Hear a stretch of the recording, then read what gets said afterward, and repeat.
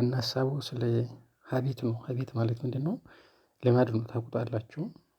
ስለዚህ ይሄ መጽሐፍ በዋናነት የሚያጠነጥነው እንዴት የሰው ልጅ በጥቃቅን በሚያደርገው ጥቃቅን ነገሮች ራሱን እንዴት አድርጎ ቼንጅ እንደሚያደርግ ነው።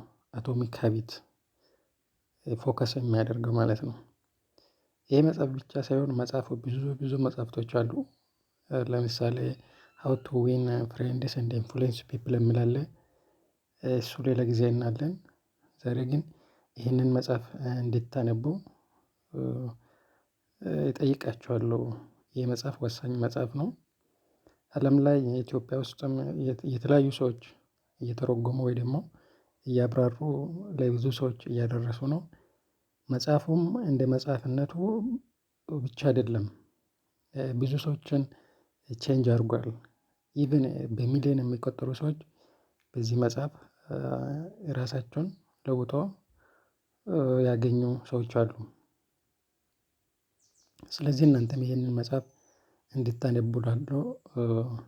ራፍሊ ከ እንትን ልታገኙ ትችላላችሁ። ይሄ መጽሐፉ ሙሉ ባይሆንም ከጉግል ታገኛላችሁ ሙሉ መጽሐፍም ይሄ እንትን ስለሆነ እስከ 256 ገጽ ብቻ ነው ያለው። ስለዚህ እዚህ ላይ እንደምታዩት ዘ ፈንዳመንታልስ ይላል ሃው ዋይ ቲኒ ቼንጅስ ሜክ ኤ ቢግ ዲፍረንስ ነው የሚለን። ለምን ጥቃቅን ነገሮች በየቀኑ ወይ ደግሞ በየሰአቱ የምናደርገው ጥቃቅን ነገሮች ትልቅ ለውጥን እንዴት ሊያመጡ ይችላሉ የሚለው ነው። ዘ ሰርፕራይዚንግ ፓወር ኦፍ አቶሚክ ሀቢትስ ይላል እዚህ ላይ እንደምታዩት። ስለዚህ አቶሚክ ሀቢትስ አቶሚክ ማለት እንግዲህ ኬሚስትሪ ላይ ወይ ደግሞ ፊዚክስ ላይ በጣም የነገሮች ጥቃቅን የመጨረሻ ትንሽ ወይ ደግሞ ነገሮች የሚፈጠሩት ከአቶሚክ ነው ይባላል። እሱ ማለት ነው የመጨረሻ ኢት ኢዝ ቬሪ ቲኒ ፓርቲክል ወይ ደግሞ አንድ ነገር አንድ ሴል ወይ ደግሞ አተም ከምን ይፈጠራል ካልን ከአቶሚክ ነው። ስለዚህ እሱ ሀቢት ጋር አገናኝቶ ምን ማለት ነው ሀሳቡ የጥቃቅን ሀቢቶች ልማዶች እንዴት አድርጎ በጣም ሪማርከብል ወይ ደግሞ ትልቅ የሆነ ለውጥ እንዴት ያመጣሉ የሚለው ነው የመጽሐፉ ሀሳብ።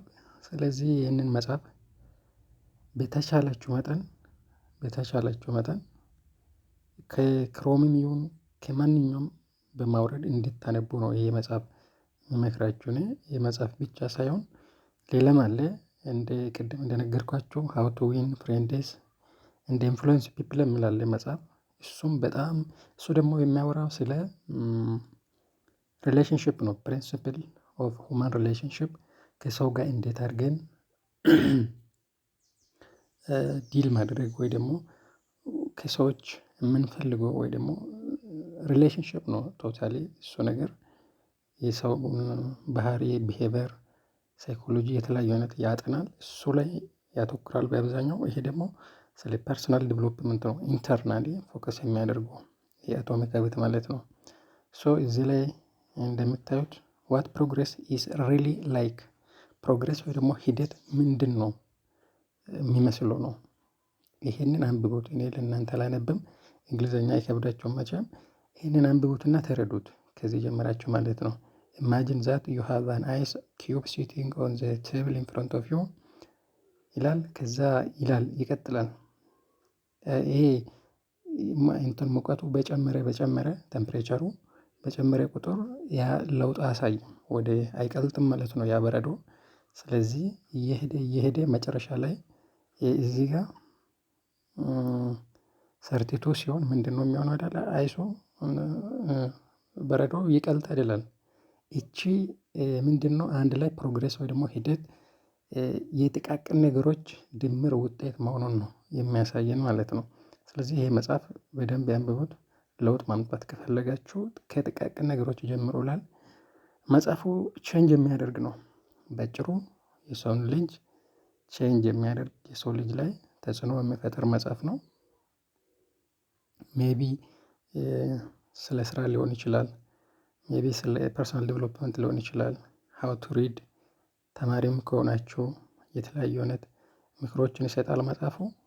ይህንን መጽሐፍ ካላነበባችሁት አይ ዶንት ኖው እኔም ብዙ አንብቤ ሳይሆን አይ ራፍሊ አይ ኖው ኦል አባውት ዚስ አይዲያ ኦፍ ዚስ ቡክ። ግን እናንተ ደግሞ በደንብ ማንበብ አለባችሁ። ሌላ መጽሐፍቶችም አሉ፣ የተለያዩ መጽሐፍቶች አሉ። እነሱን ከፈለጋችሁ